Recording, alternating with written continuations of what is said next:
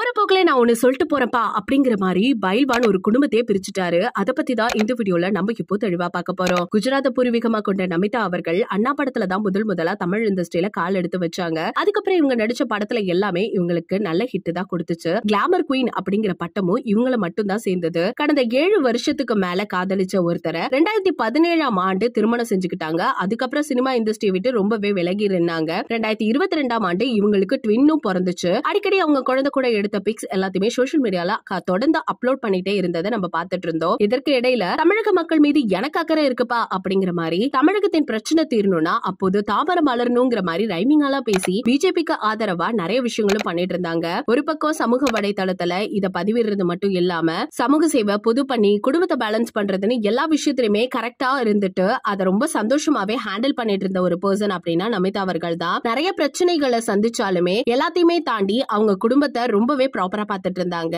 இப்ப பைல்வான் என்ன சொல்லிருக்காரு அப்படின்னு கேட்டா, அவர் காதல் கணவரோட நிறைய பிரச்சனைகள் ஏற்பட்டு இருக்கு. அதனால நமிதா கூடிய சீக்கிரம் டிவோர்ஸ் பண்ணிடுவாங்க அப்படிங்கிற செய்தியை வெளியிட்டு இருக்காரு. இது உண்மையா பொய்யா அப்படிங்கிறது இப்பயுமே தெரியல. அது மட்டும் இல்லாம போதை கடத்தல் செஞ்சுட்டு இருக்க ரொம்ப பெரிய பிசினஸ் மேன் ஒருத்தவங்களோட இவர் தவறான ரிலேஷன்ஷிப்ல இருக்காங்க அப்படிங்கிற மாதிரியும் சொல்லியிருந்திருக்காங்க. அது மட்டும் இல்லாம அவர்கிட்ட நிறைய பணம் இருக்கு, அதனால நமிதா அவர்கள் மயங்கி அவர் கூட தவறான வழியில ஈடுபட்டு இருக்காங்க அப்படிங்கிற மாதிரியும் இவர் சொல்லியிருந்திருக்காரு. சோ இதெல்லாம் ஒரு பக்கம் இருந்தாலுமே இந்த பைல்வானுக்கு என்ன பண்றது அப்படின்னு யாருக்குமே தெரியல. பிகாஸ் அவர் எல்லா நடிகர் நடிகைகளையும் பத்தியும் சர்ச்சைக்குரிய விஷயங்களை எழுப்பிட்டு தான் இருக்காரு. கண்டிப்பா இவர் மேல ஸ்ட்ரிக்டா ஆக்ஷன் எடுக்கணும் அப்படிங்கிற மாதிரி தான் நிறைய பேர் சொல்லிட்டு வராங்க. நீங்க இத பத்தி என்ன நினைக்கிறீங்க? அது மட்டும் இல்லாம நமிதா இத பத்தி எந்த ஒரு விஷயத்தையுமே வெளியில விடவே இல்ல. சோ அவங்களோட லைஃப் ரொம்ப நல்லா தான் போயிட்டு இருக்கு. இந்த விஷயத்தை கேள்விப்பட்டது ரசிகர்கள் எல்லாமே ரொம்ப சோகமா இருந்துட்டு இருக்காங்க. பிகாஸ் 7 வருஷம் காதலிச்ச ஒரு கணவரை எப்படி அவங்க கைவிட முடியும் அப்படிங்கிற மாதிரி கேட்டுட்டு வந்துட்டு இருக்காங்க. சோ இத பத்தி நீங்க என்ன நினைக்கிறீங்க அப்படிங்கறத மறக்காம நம்ம கமெண்ட் செக்ஷன்ல ஷேர் பண்ணிக்கோங்க. இது போல பல வீடியோஸை பார்க்க நம்ம சேனலை சப்ஸ்கிரைப் பண்ணி வச்சுக்கோங்க.